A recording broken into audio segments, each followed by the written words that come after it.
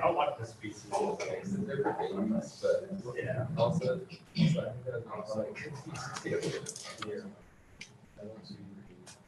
okay, let's go.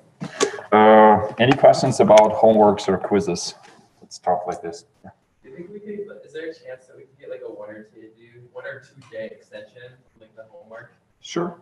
Yeah, that's not a problem at all. Yeah, that's like 1 week. I think that what are we doing? We're doing building a cell, right? So it's a little challenging, and we have still a lot of time, so that's fine. So it's right now it's due on Friday. Let's make it due Monday. Thank you. Thank you. Yeah.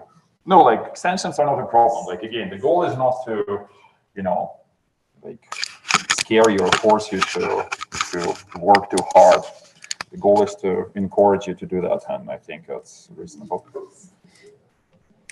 Anything else? Quizzes? So did you guys take the last quiz? Yeah, okay, good.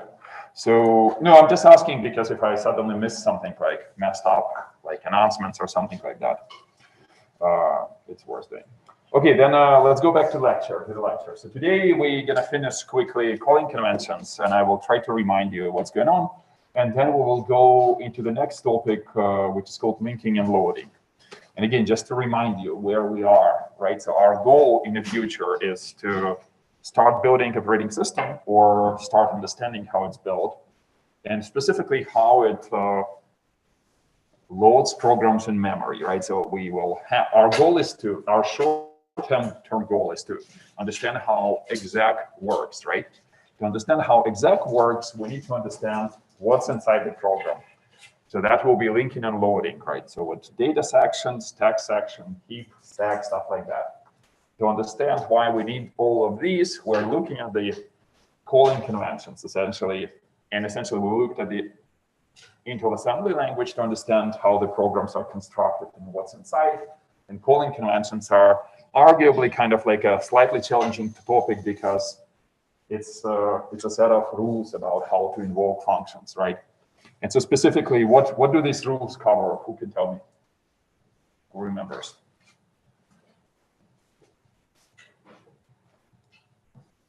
Like rules about what?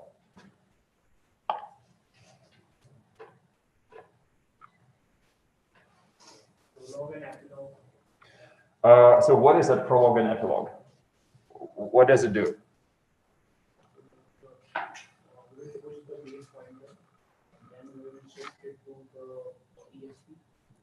Correct. So it's called we maintain a stack frame, right? So why do we do this?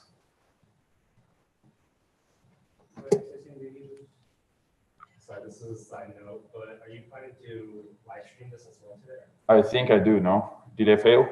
I have a friend who couldn't make it. He said that you're not live. Oh no, you're live. You're good. I see. Got it. Sorry. No, thank you for like checking. Yeah. So why are we maintaining the stack frame? For accessing variables. So essentially, there are two reasons which I was trying to explain.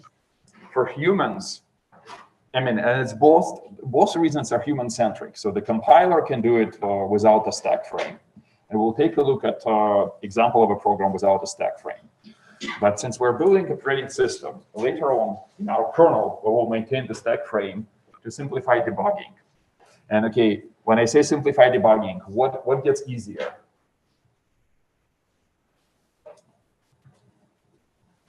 Yeah, someone else? So again, the question is, why are we maintaining the stack frame? Just trying to recap. Yeah, person in the back. So if you have like, are debugging or at a certain place and your code crashes there, it's easier to trace back like the function calls and the variables.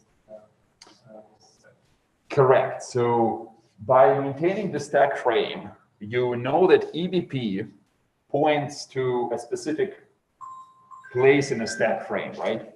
And right above EBP, you know that there will be a return address.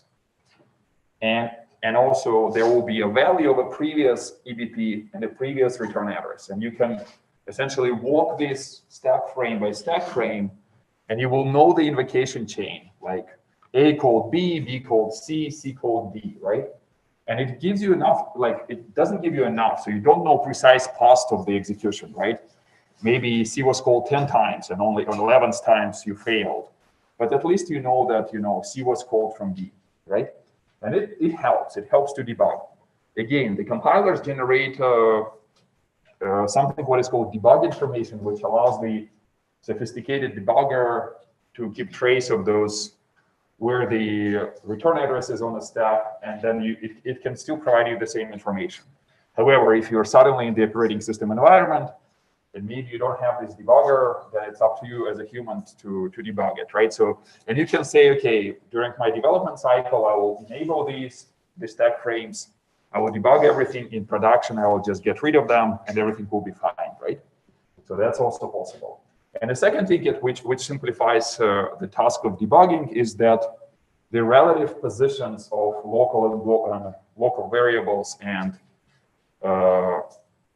arguments which are passed on a stack does not change as the stack pointer changes as you go into the function, right? Because it might get incremented or decremented, and so the relative addresses of those variables will be changing, right?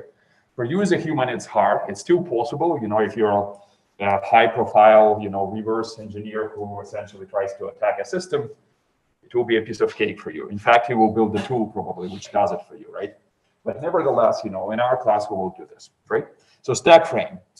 So again, it's a calling convention, and it's useful to know what it is. So what else do the calling conventions cover? What other rules?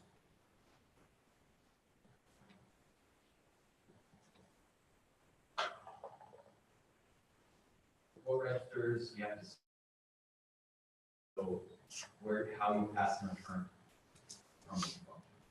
Right. So I don't think we covered actually what registers are saved,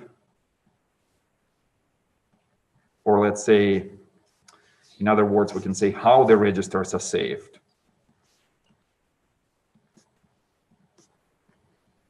On function invocation. Let's discuss it in a second. But what you were saying is that calling conventions are also cover essentially how we pass arguments, right? And who can remind me how do we actually pass arguments on the calling convention which we cover, which is called the CDAC. So it's a 32-bit calling convention which is used by Unix systems. Is it just pass on the stack? Correct. So on 32-bit version of x86, we pass all arguments on the stack, right? So if I ask you, what's the advantage of this approach and what's the disadvantage, what will you tell me? I think it might be simpler. That's one advantage, but the disadvantage is using registers. It's a lot faster for having like few arguments. Correct. Because if we take a look at this example, in which this is the function caller, which essentially, as we just discussed, maintains its own frame, stack frame, and then it tries to call a function callee, which takes 3 arguments, 1, 2, and 3, right? So the compiler will generate this code to pass the 3 arguments for the function callee here, right? So it will push on a stack in this reverse order, push 1, push 2, and push 3, right? So if I ask you, and imagine you're having an interview for like a financial company, high frequency trading as usual, or maybe a genomic company and you just make money on like sequencing genomes.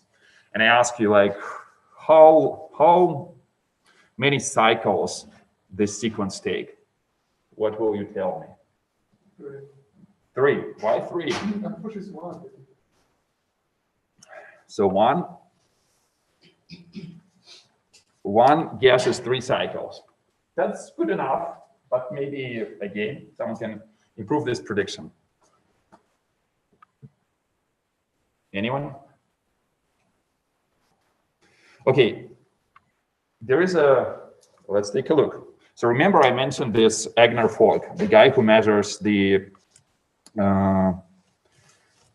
all overhead of executing the instructions on x86, right? He's a clever guy, and let's take a look at his tables, right? So he publishes them for each CPU, and we don't really care. We can take something like, which one is your favorite? Skylake? Yeah, no one wants AMD. Skylake, no, let's do Skylake. And we do push. And it tells us suddenly, let's go to the beginning of this table. Latency, it's this column right here. So scroll it down. Wow, says 3. Ta-da. So 3 pushes might take you, I don't know how many cycles, up to 9. Probably a little less they can execute in parallel, but not 3. So why? Why is it not a single cycle? Because you have to access memory. Exactly. But we know, I also teach you that memory is far, far away, right? So 200 cycles, but suddenly it's 3 cycles. So how does this work? Level 1 cache. Level 1 cache, right? So the rule of thumb, roughly speaking, accessing the first level cache takes 2 to 3 cycles.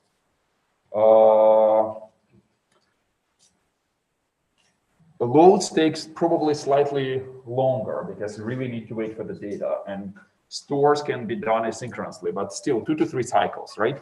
So it's worth remembering, right? Again, I teach you at this level when if you suddenly, like, if you optimize every cycle and you say, look, I'm wasting like 6 to 9 cycles on invoking this simple function, then you say, look, maybe it makes sense to change the calling convention and just put these arguments in registers, right? Because the move instruction, which moves from one register to another, again, if you take a look at this Agner's fork tables, if you say move something like, we need like a move instruction which uses 2 registers, right? So we have memory register, so something like this, register, right? So 0 to 1 cycles, right? So again, and so you have a practical reference, right? So if someone asks you, how did you come up with this argument? You say, I looked at this table. How did this guy came up with those instructions? He publishes the source code. So he essentially construct a bunch of benchmarks, like essentially which do that. It's a little tricky because if you do a lot of them, CPUs can pipeline and overlap them. And so like it's a tricky question, what is it exactly you measuring? But this is probably in a practical situation when move is inside your code. And essentially if you remove this move instruction, your code sequence will execute with 1 cycle faster, right? Any questions about this? Good. Okay, cool. So like you say, I actually don't know why x86 decided that they're gonna push everything. There are probably some other argument than just simplicity. I don't really know. I should actually figure it out myself. But the disadvantage that it's slower, and that's why 64-bit version of the instruction set says, okay, the first, I think, how many? 6 arguments are pushed in registers, right? I forget, 4 or 6, right? Probably 6. Okay, cool. So this is a calling convention, and they differ, right? So when I was a kid, we don't just use like GNU and LLVM compilers. There were like a family of compilers which use slightly different calling conventions. It didn't matter to me much back then, but just like on Windows, the calling convention might be different. I'm pretty sure it's different. Yeah. Question. The question is like why they chose this ordering. Don't really know. I think they're equivalent. I don't think it matters. I think it only matters for, okay, let me give you an example. So do you remember the functions which take variable number of arguments? So then you know that your first argument, actually, I think you can build them differently. So no, I take it back. I was thinking that it will be easier to build functions with variable number of arguments, but I'm not sure. I don't think so. So don't know, like maybe talk to a compiler people or like Google online and post it on Piazza, tell us. I think there's a register for 64 bits that takes, if it's not 0, then it's a variable that there is something like that, so I don't remember. It's directly registered. Correct. But the question is like why they chose this like ordering, I don't really know. Okay, so we know that we pass arguments. We know how we call a function. Calling convention also defines, I don't think it actually defines that how you allocate arguments on the space for local arguments. I think it's just compiler specific, so, and it doesn't have to be this way, but oh, that's not it. That's actually like adjusting the frames, like this stack, to make sure that the stack pointer matches what it was at the beginning of the function, right? But you also, what I wanted to say is that we have a convention on how you pass a return value. So this return value read is passed in the EAX register, right?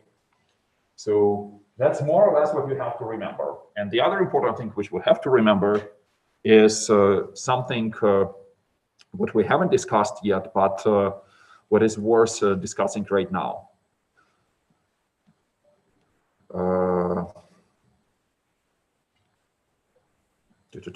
Is this. So essentially, what are the rules about saving and restoring registers, right? So what is the problem here? Imagine you're calling a function foo. Imagine that this function comes from a library, so it's not your function. Your compiler never really seen the implementation of this function. So it doesn't know, like maybe the function overwrites all the registers immediately just because it uses so many registers, right? And so you say, look, it means probably that before calling this function, I have to save all the registers which I need and then restore them, right? Because otherwise you lose these values in registers, right? And it's a little bit expensive to do that on every invocation. And so people came up with a convention that some registers can be have to be saved by the caller. So if the caller needs them, so you have to save them and restore them. But some registers have to be preserved by the callee, meaning that if you call a function foo, the function foo makes sure that some registers will have the same values as when it was invoked, right? So, and you can go different ways. You can say like this set of registers will be saved and restored by the callee, maybe all of them, but as I say, maybe it's not really practical, right?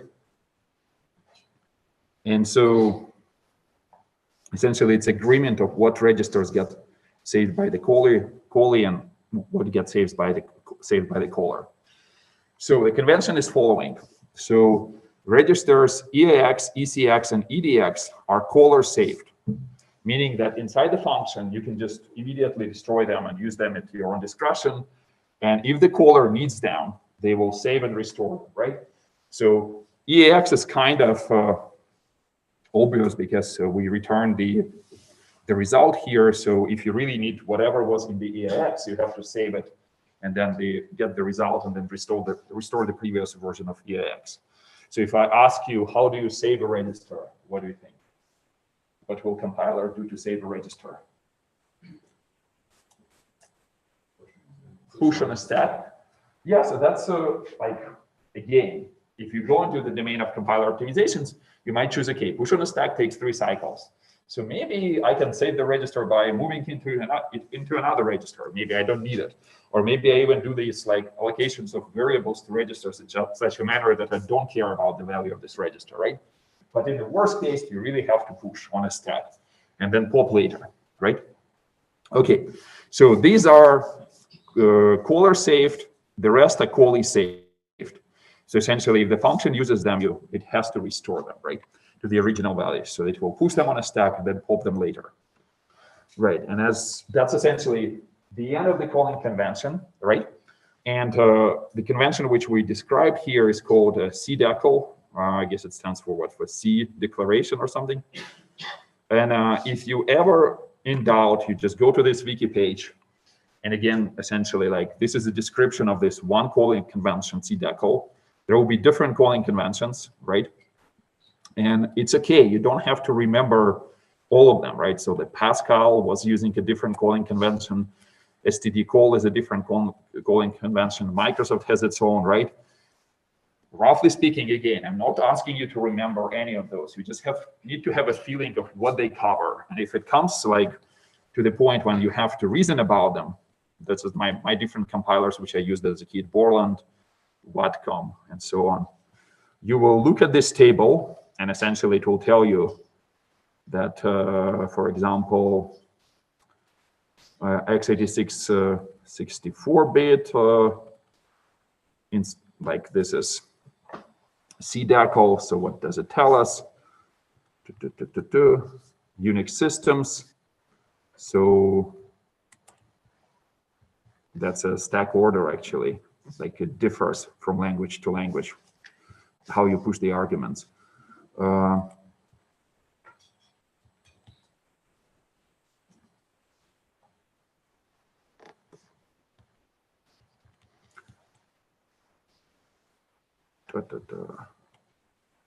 Where's my favorite? So like this is the 64-bit version. Like this one essentially says everything, all the arguments are passed on the stack, right? So essentially parameters which are passed in registers, none, everything is passed on the stack.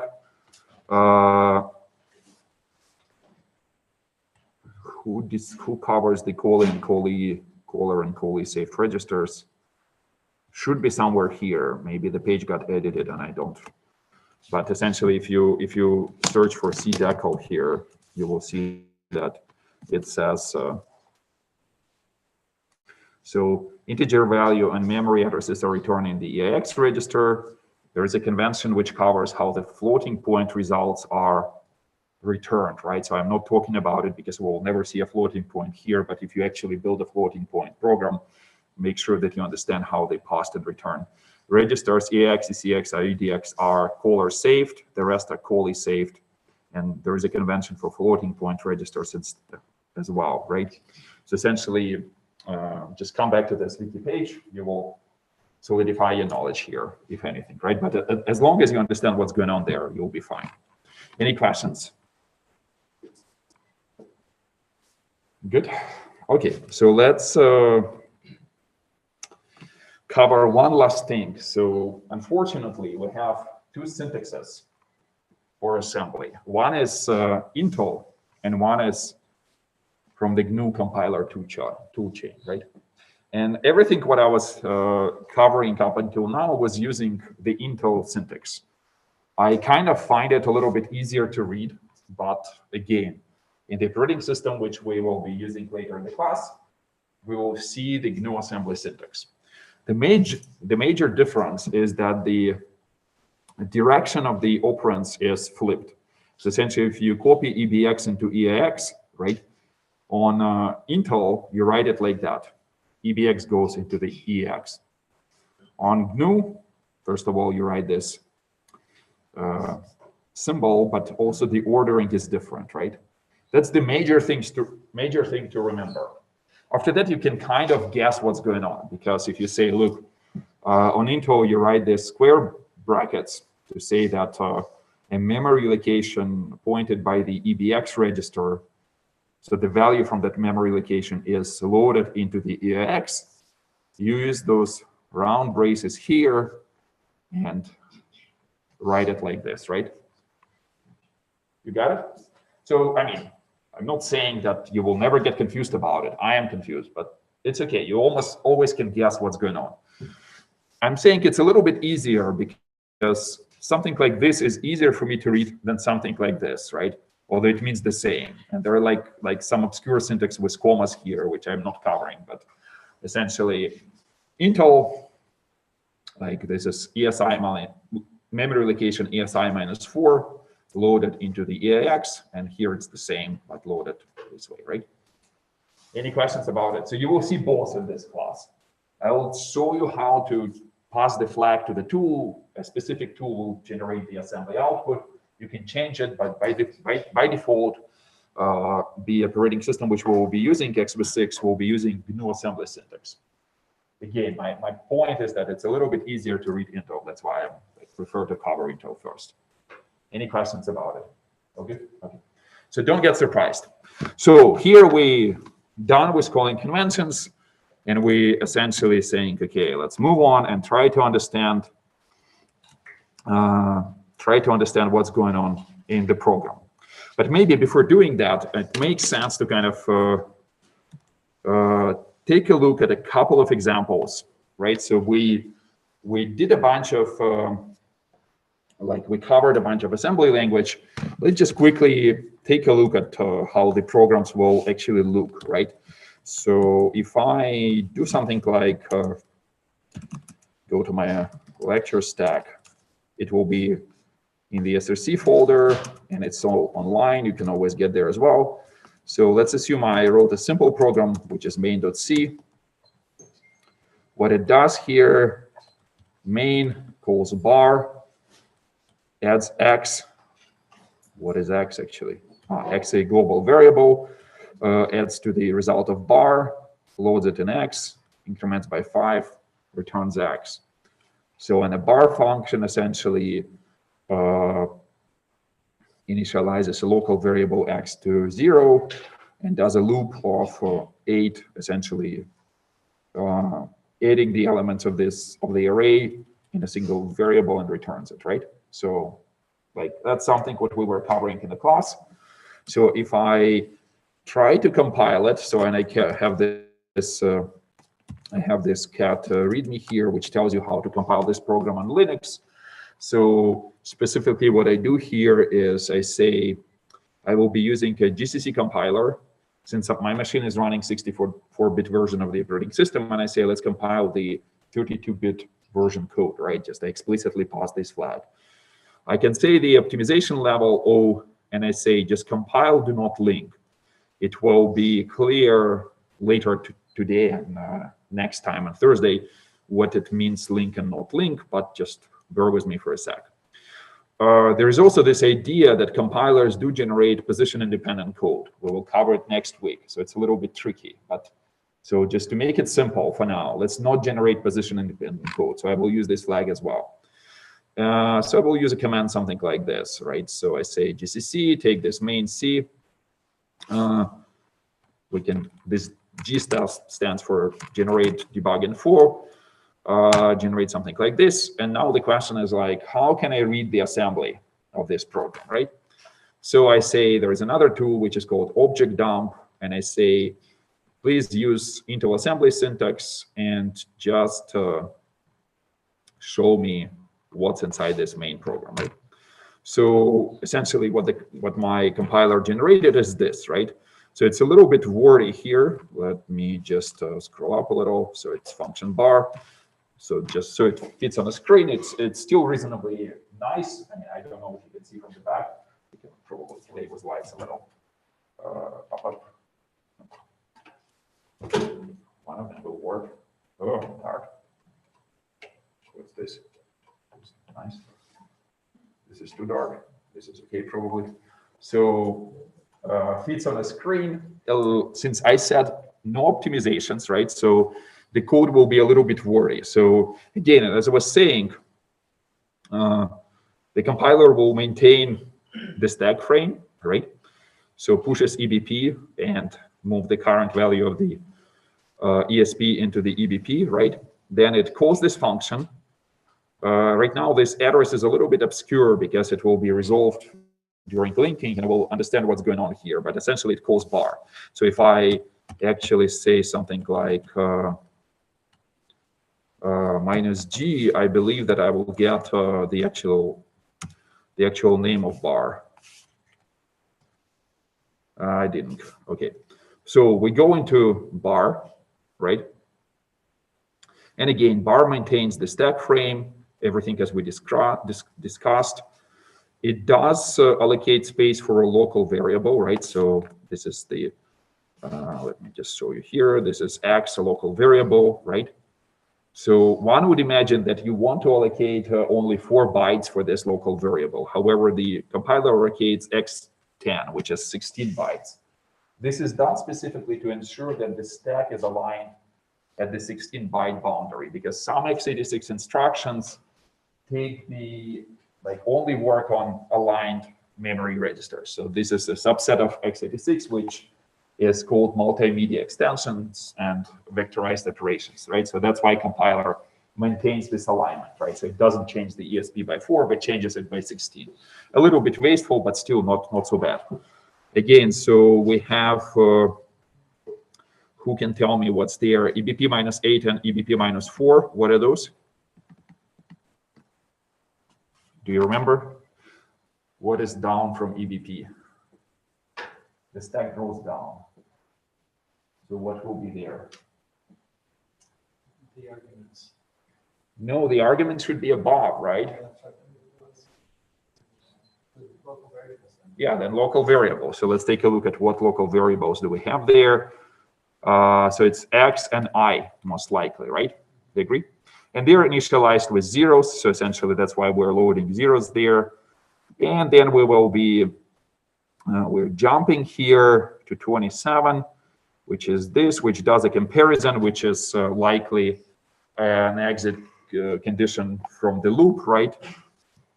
And so specifically,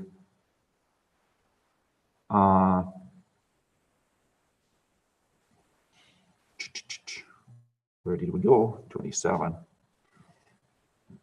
EBP minus 4. Apparently, I said it allocated some space for some additional variables because here it has 1 and 6, right? So what is it doing here? Compares when I reaches 6, it's an exit condition, right? So and what it will do is 1. Does anyone know? Oh, X is initialized to 1. That's what it's doing, right? So global variable X, and for us, no, this is a local variable. Why would it be initializing something to 1 here? Any guesses?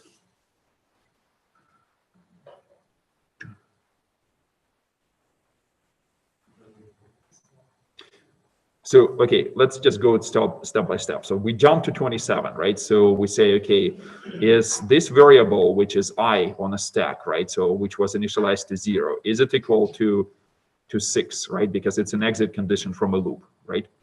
So you do the CMP instruction, you say no, if it's less than, then we jump to 16, which is a iteration of a loop, right? So we jump here, so we say EBP minus 4 was initialized to 0 originally. This is our X. So we load this into the EAX register. We increment EAX.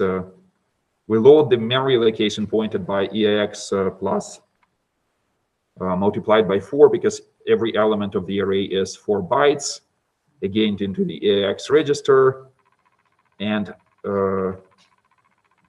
add this value with the location on the stack where we keep the EAX, which we're going to return, right? And how do we know? Because this is what we return at the end, right? So we move this location from the stack into the EAX register and use the leave instruction to implement the epilogue and then return, right?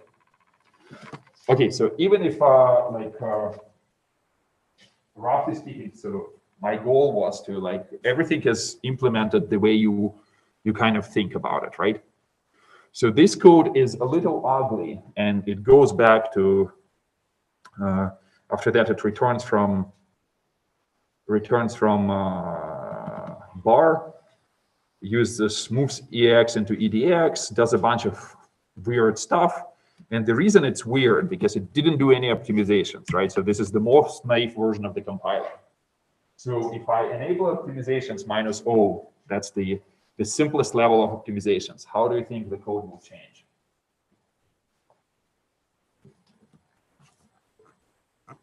Yeah.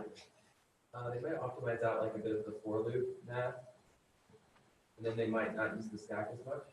I think so too. So essentially what you're saying is that all this intermediate loads and stores like something from the stack into the register, and again, back, those saves again back into essentially saving back this value back into this stack, right? It's unnecessary. You can just keep it in the register, right? So I agree. So this is probably what will happen at this level of optimizations. Let's take a look. We have again a slightly better function, which is actually, as a human, it's also more readable because now you say, look, I don't have as many saves and restores on the stack. Like everything looks much cleaner. So what you say here is that you say EDX will get a 0 right? ECX actually will get X1C, which is, if we use Python, we say OX1C, 28. So what is 28? Can you guess? Is that the sum of the for loop is going to calculate every time? It's the number of elements, I think, right? No, yes, it should be from 0 to, yeah, so then 7. Right? So it essentially says, okay, this is what I want to, it will be an exit condition from a loop, right? So, and again, initialize something in the EAX. Most likely it will be a return value because like nothing here even moved in the EAX, right? So you say original access inside the EAX. So I was telling you that the compiler will allocate space for local variables. However, compiler can be smart enough and it will not allocate anything on the stack. It will assign registers to local variables. Right, it's a meaningful strategy, right? So someone was asking last time, I forgot who, and I was saying, okay, like, yeah, sometimes it will put variables in registers, right? And so what will happen here is that EDX points to 0, right?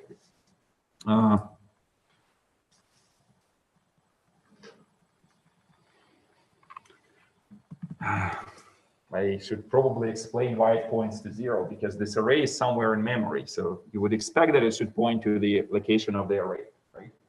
It will become clear later on. Right now, let's imagine it just array is allocated at the address 0, right? Because really, like what we're doing, we're adding elements of the array. But suddenly we say, like, why is it at 0, right? There is some logic behind it. It will become clear. It's there will be a step of relocation, and this array will be placed in memory, like, and the compiler will patch this address, right?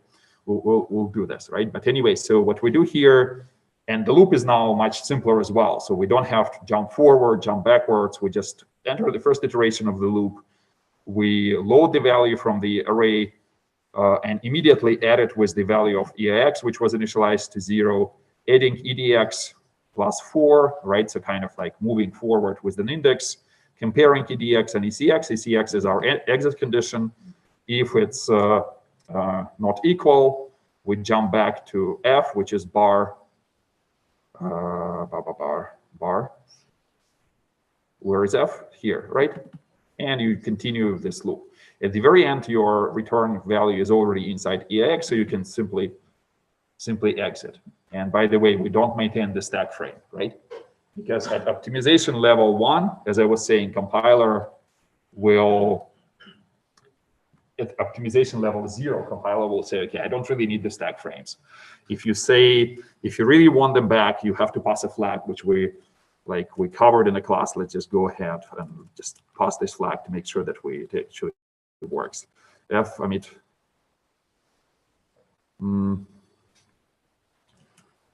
So how we do this? And we have to invert it like this. So here we got our stack frame back, right? Although we really don't need it. So just don't get surprised when you look at the real code. Unless you pass this argument, the compiler will omit the stack frame. Any questions right now? If you were to successfully get the debugging code in the binary, is there a way to get the C code as a comment in this, besides this assembly? It's hard to read this. Yeah, there is a way. So, and if you compile with -g, then obj dump, maybe you pass something like -s, and then you will get those lines of code, right? My goal is to, again, essentially, my goal here is to kind of break this stigma that you cannot read assembly code. In fact, there will be cases when it's easier to read the assembly code without those C comments, because due to the compiler optimizations, the code will be, assembly code will be so messed up or so detached from the source code that it will be hard to essentially understand what the source lines mean. And sometimes you use both, right? So just be ready. But let me show you another trick. So if I put something like 1 here, let's erase this one, full flag. So what I'm changing here is I'm saying optimization level will be 01. So we saw the source code, right? So let me just show it to you again without stack frames. So it's easier a little bit. If I show you this one without S as well, like this is the code of the function currently. If I asked you, if I increase the optimization level, how do you think the code will change? No function call at all, No function call at all. Why? because we are in our filters. Right.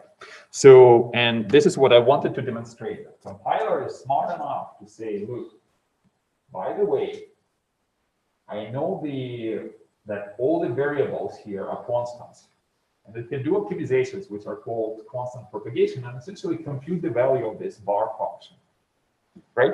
And so you can actually expect the compiler to emit the code which doesn't have anything, right? So if I do O1 here, let's take a look. It's, did I do O1? Still calls a function. O2. O2 is actually even more weird. So why is that? O3.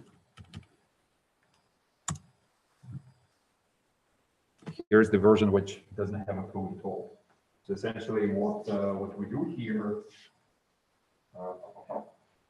there is a function bar which returns a constant, right? Which constant does it return?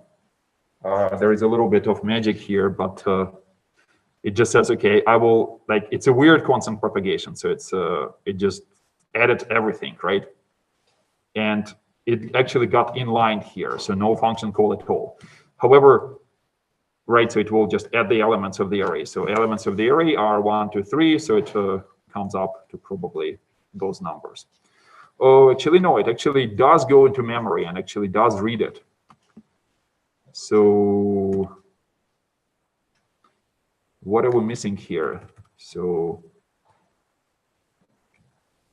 it cannot figure it out for whatever reason, but why? Maybe like this, simplify a little.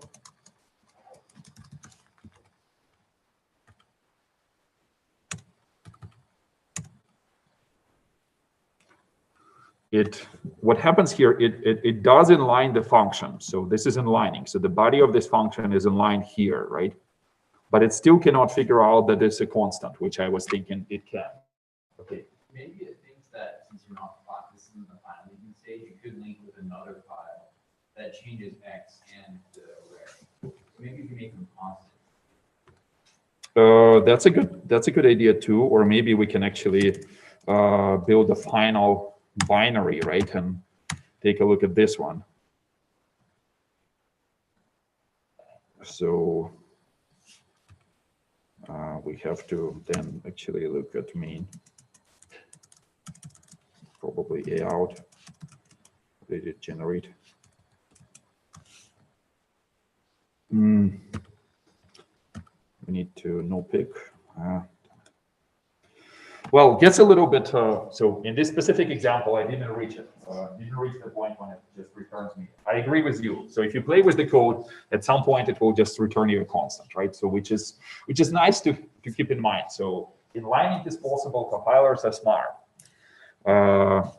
But anyway, so that's what I was trying to show. So maybe some of, like, essentially you can play with the constant if you say your const like this, constant.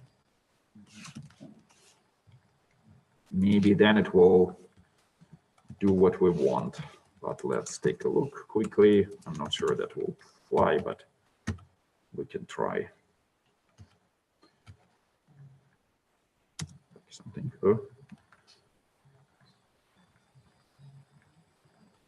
Const, what? I don't know how to write it. Okay, got it.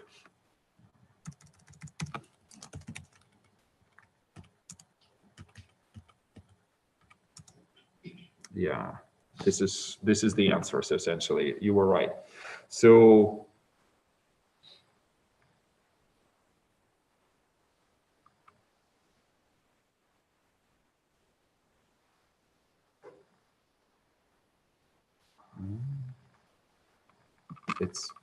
we'll leave it as a homework to understand what it means. So what I'm confused about that this actually, it does read memory. So DS is a data segment. We didn't cover the segments yet, but it reads the memory at address 0. Then it adds a 21, so 21 to this value, right? So most likely what it does, it initializes. So is this sum 21? Did someone compute? No. Yes, no? Say again? It's probably 5 off. 5 off. Let's take a look. I'm slow, man. Should have been 36 because we're not adding the 8 because we're we adding only 6 number because it's yeah, no, don't add the 8, right? So 7 plus 5. Okay, so it will. Is it 21 and X? Yeah, 32. Yeah, and 21 is 33. Okay, got it. So, and our OX21 is 33, right? So essentially, I mean, it was a little bit fast, but what happened here just computed that the function bar actually just returns 21. And it essentially says, okay, I will initialize to I will initialize EX to whatever it was there. So it doesn't initialize it to 1, but it just reads this, right? Or the Y, I don't know, because it anyway just overwrites R plus X.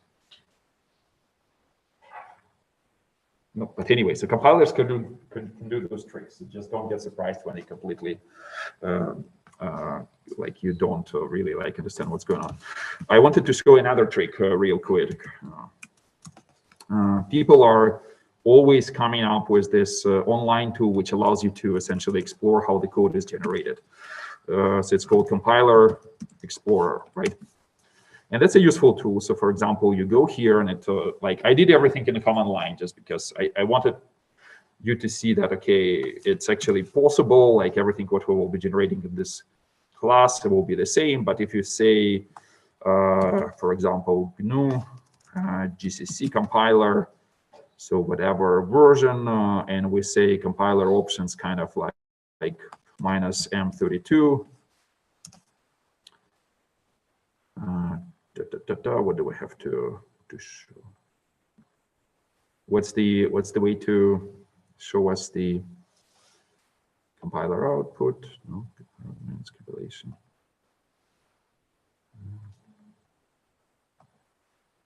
There used to be a way to show the disassembly. So what's the way? Which circle? On the far right. Far right. This.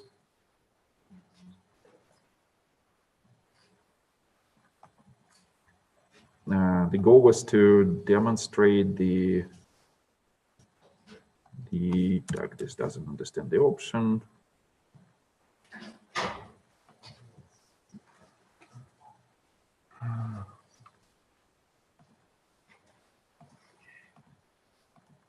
So if we, for example, strip down main, maybe it will show us like this. What is?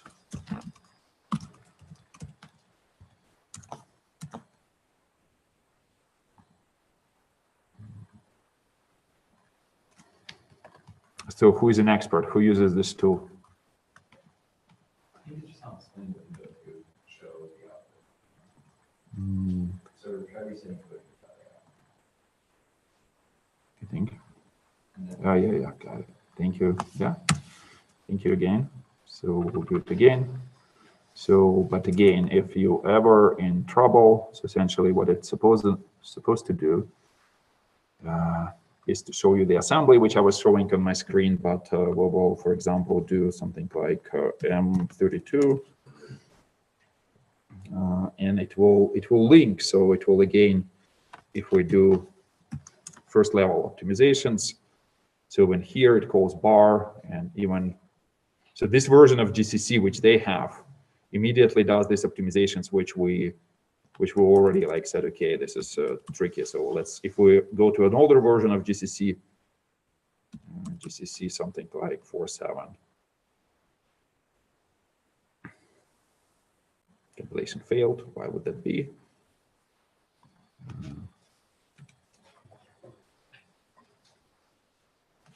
Now generate 32-bit code.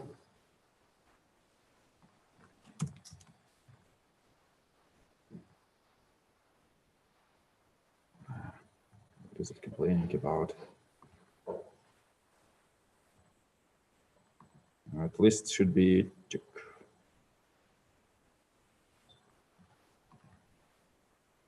For loop initial only allowed, yada yada. Okay, got it. So this doesn't like this. Probably a different C standard. We can use this. So now it generates the code, which essentially calls bar, and still it's pretty efficient. So essentially, even at 01, it actually like does all this constant propagation tricks and essentially does everything. So what is my compiler version then? Just quickly, 750. Interesting.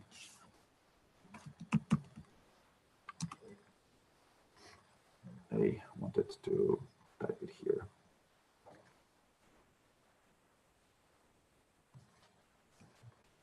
That's close enough. 32-bit. Compile, do not link, for example. What do we have here? Bar. Bar is this sophisticated thing. Optimization 0. Let's take a look again. Still does the constant propagation, right? So, well, at this point, I fail. So this is too smart. But essentially, it's C-lang. C-lang Clang compiler is just better, I guess. So, but if we do 7.5 Linux, this is close to what I am using on my system. Gain compilation, unrecognized command line option. Which one? It's an ARM. Okay, man, let's not use ARM. On ARM, it doesn't know M32 option. Let's do it again. Just search for it. GCC 7 x86. This is what we want. And still, it just does this constant propagation thing. So why is that? Because we put the constant here, like you did, like you suggested. So if I remove this one, then it will be still clever. Okay, anyway, we'll stop here. That's for you to explore. But anyway, so if you don't feel comfortable using my command line tools like GCC and objdem, then just go here and it will do something similar. I can probably like take it offline and just figure out what specifically goes wrong and why this thing outsmarts me, and just essentially does the constant propagation so efficiently. Okay, let me stop here. So any questions about those examples? We're good? Okay, so but essentially the goal was to show you what's under the hood. Okay, so then let's quickly start our other lecture, and we will come back to the examples after this one as well. Everything will become a little bit more concrete as well in terms of like how the program gets built. And our goal here is to essentially understand how we build programs from multiple files, right? So what is it, the process of linking and loading, right? So the first question, which I keep asking many times already, let's get back the lights, otherwise everyone is falling asleep, including me. This is bright. So if I ask you a question, what parts do we need to start running a program? What will be those parts? Again, what's inside there? Yeah, go ahead. Start with code and data. Code and data. So what is data? We know code. Code is easy. Those machine instructions, which are like move, add, stuff like that. What's inside data? Any data that was declared in the program, so your strings, your constant data. Yeah, global variables. It turns out that the compiler is smart enough, and it will become clear later in this lecture, that it splits this data into two. So one is called data, and another one is called BSS. And these are the global vars which are initialized to 0, right? Because if you have variables which are zeros, you don't have to keep them on disk. You just say, like, when I will be creating this section in memory, I will just memcpy zeros all over the place. That's good enough, right? Saves you space on disk, right? So you have code, that's okay. And then you will have what?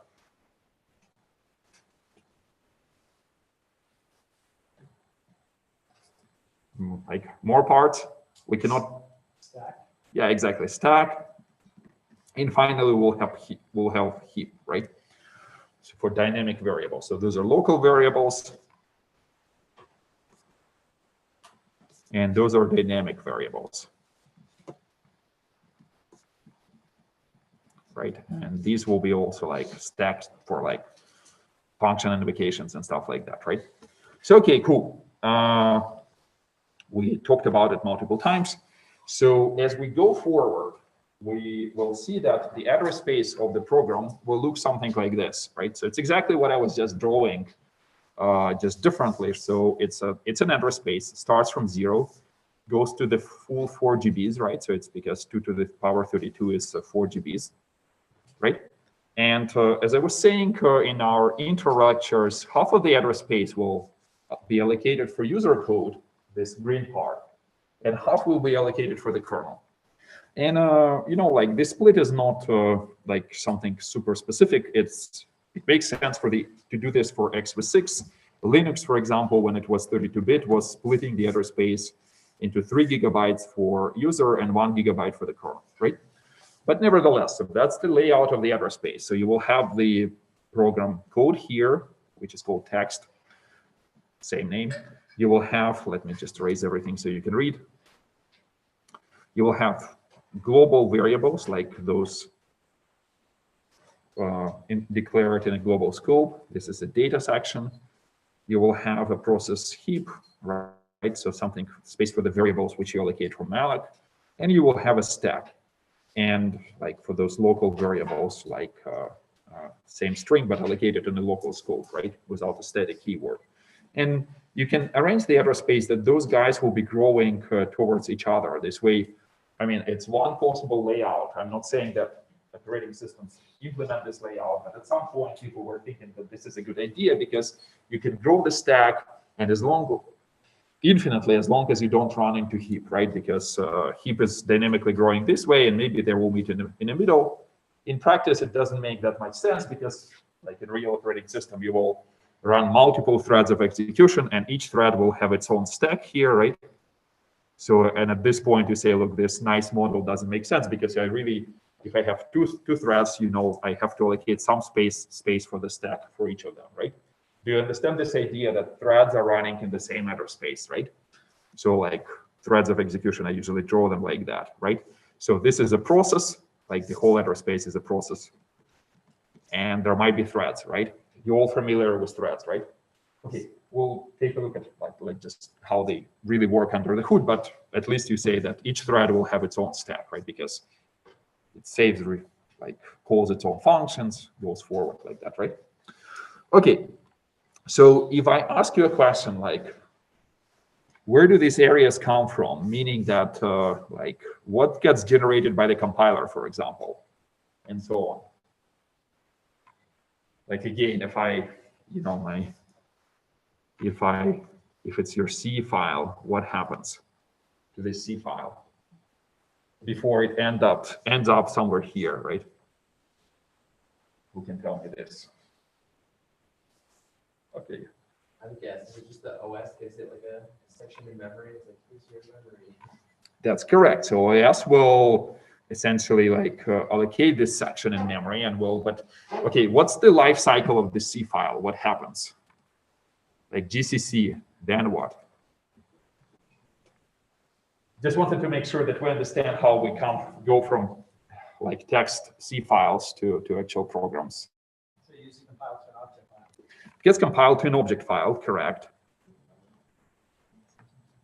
And like we can write more carefully, like say an executable file, which this will also be ELF container, but just it can be a binary, roughly speaking. And it gets placed where? On disk, right?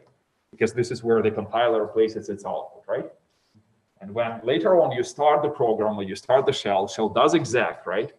Remember, exec essentially the operating system which sits here, which says, okay, I have to execute exec, which is sysexec, for example, implementation of this exec. It just goes to the file system, reads the file which you passed to this, right? So like, bin ls, for example, right? It opens a file on a file system which contains this L file for the ls, right? So this is, imagine this is implementation of ls.c, and this is ls, and this is ls sitting on disk. And at this point, it will essentially do what? It will load these two sections, text and data, from disk, right? Because this is what the program is. It's the actual implementation of ls, and ls has some global variables, right? And what will it do with these two sections, like heap and stack?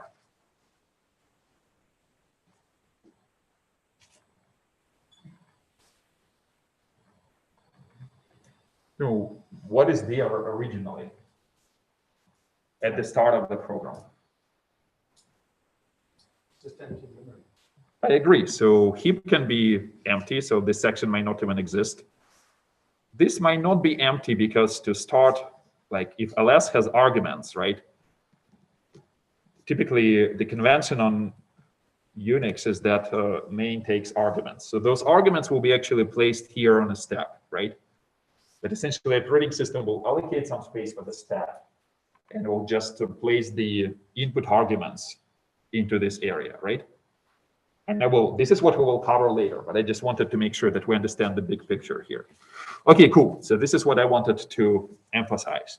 So operating system just creates this memory, right? And it's originally empty. And the compiler and linker essentially produce these two sections, right? So that's what we were just discussing, right? Okay, the question is, okay, I have to, again, another example. So today is a day of examples. This one dives a little bit deeper. So this is a function which computes 5 plus 6, right? So it's a main. It, by convention, takes these two arguments. I will discuss what these are. Doesn't matter for now. Initializes a to 5, b to 6, computes a plus b. We compile it with the same kind of tool chain which we just used 5 minutes ago, right? So this is what gets generated. If I use my lovely objdump tool, and I forgot to say -intel, so it will be using a GNU assembly syntax, meaning that ESP gets moved to EBP here, right? So this is what gets generated, right? So this is the content of the data section. So again, we're maintaining the stack frame, right? And here I'm showing actual bits or bytes which represent this instruction. So apparently push EBP is a 1-byte instruction, and the opcode is 55 in hex, right? And if I say, okay, show me the contents of the code section or text section, this will be this 55. Agree? This is really like what gets generated. So just don't get confused. So this is just a human readable form for this code, which actually gets generated by the compiler, right? Okay, and those lovely ones, 89 and E5 are here as well, right? So not a big surprise. So it's a 2-byte instruction. Remember, I said that on Intel, instructions have variable lengths. So we maintain the stack frame. We allocate space for A and B. Again, stack is aligned, as I was saying. So we subtract 16 from ESP. Again, this, if you ask, where's this constant 16? Remember, it's immediate value. So in the instruction itself, the instruction format, and if you took the computer organization, remember the MIPS. MIPS allowed you to put the constant into the instruction. x86 does the same. So this x10 is there in the instruction, right? Agree? So this is it. So again, initializing the local variables EBP -8 and EBP -4 to 5 and 6, right? Again, we will see the same 5 and 6 in the instruction opcodes. Those instructions are long, so it's like what, 7-byte long, right? Oh, welcome to x86. Good luck building a disassembler or something emulator. So there's a -8 and 4 here. What we're doing here is, again, the same -4 and 8, moving those values into the registers EAX and EBX, doing the addition, right? A plus B, pop the stack frame, doing a return, a little bit of code alignment. Again, like if you want to understand why we're doing this code alignment, I mean, Google, and the answer will be given again by this Agner Fogg, one of the answers, right? So he also has a nice manual on optimizing x86 code. So essentially he says, most microprocessors fetch code in aligned 16-byte or 32-byte blocks, right? So meaning that if the CPU, like if the EAP is here, it will fetch the entire block, so entire 32 bytes, right?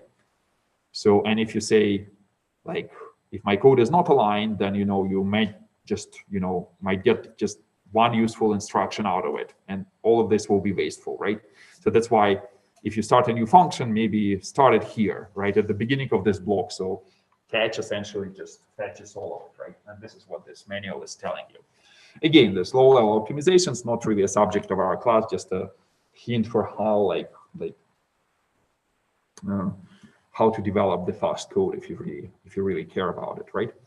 So when this thing gets placed in memory, right? So we've seen that it has the text section, and the specific program is actually, I don't think it has anything super meaningful in a data section. Actually, it's split in the read-only data and the data section, right? So maybe we don't have anything there, but if we would have, it would be there as well. And this essentially just the operating system reads it from disk and just allocates memory for these two sections, places text here, right? Places data here, right? So just making sure that we understand that the operating system doesn't do much at this point. It just loads it in memory, right? And then you can, roughly speaking, set EAP to point to the entry point of this code. Roughly speaking, again, beginning of main. It's not really true, but like close to main, right? There will be some code which will be executing before main. We'll cover it again soon. Okay. However, like all my examples were easy, but the homework which you had last week was essentially aimed to teach you that we can use tools to assemble programs from multiple files. The main reason is modularity, right? So essentially you say, first of all, I will write one file, someone else will write another library. We're gonna somehow merge them together and get a program which has, I don't know, printf. Because you're not gonna write printf every time. It's a complicated function, right? And there are multiple ways to do that. But on this Unix machines, historically, I mean, again, not true today, but historic tool is a make file, right? And we use make files. And again, due to the homework, I can now say, okay, you understand the syntax. So what, like, this is part of the make file, which is used by the x86 operating system, specifically, which builds a boot block. And boot block is this 512 bytes, which get executed before the operating system, right? So essentially, the firmware of the CPU, which runs on my motherboard, I mean, which not runs, but which is stored on my motherboard, which is called BIOS, right? Basic input output system, will load this boot block from the first sector of my disk, we'll put it in memory, and we'll start running it. That's how the computer boots, right? We'll talk about it again, but to generate this boot block, clearly, you say, well, I don't need main, I don't need anything else, but I just need a very specific thing which will run at this address, at this address at which it places it, and this address is x7c00, right? So if you have a variable, it has to be placed at that address, linked to run at that address, right? And so essentially, this is the part of the make file which allows you to achieve it. So you say, I will be using a C compiler with a set of C flags, no position independent code, O0, no standard, includes, just compile the bootmain.c. You need to do a little bit of tooling. That's why you say, I will also compile an assembly file, bootasm.s. We'll take a look at what's inside. Then you say, I will link them together. So essentially, this bootblock.o, which got produced from here, and bootasm.o, which got produced from here, essentially will link them, and the output will be called boot main.o, right? I will do a little bit of trickery here. I will say that the entry point has a start label, and the code has to be linked to run at this address. And I will explain what it means, right? But essentially, you say like do something specific with those two files. This is just to generate an assembly version of this file, just to help you to read, so it's not really necessary. And this one is another tool, which is object copy, which says, okay, I will actually strip out, because normally these tools generate ELF files as containers with data section, stuff like that. You say, I don't need any of this. I'll just really just need this as raw as possible, right? So this is your obj dump. And this PL script checks that this guy is actually less than 512 bytes, because it otherwise will not fit into the program, right? So we know how make files work now, right? Okay, cool. So high-level story here. We build programs from multiple files. So how do you think it works? What's under the hood? If you generate multiple object files, what happens to them when you link them? Why don't we just leave blanks for where the addresses we don't know are, and like say, hey, I need these, and if we don't, say it's So first of all, yeah, probably you're kind of right. This is the subject of what is happening is called linking and loading, right? So essentially you say, I can link two files at compile time or linking time. And roughly speaking, what's going on is you just merge the text sections and merge the data sections.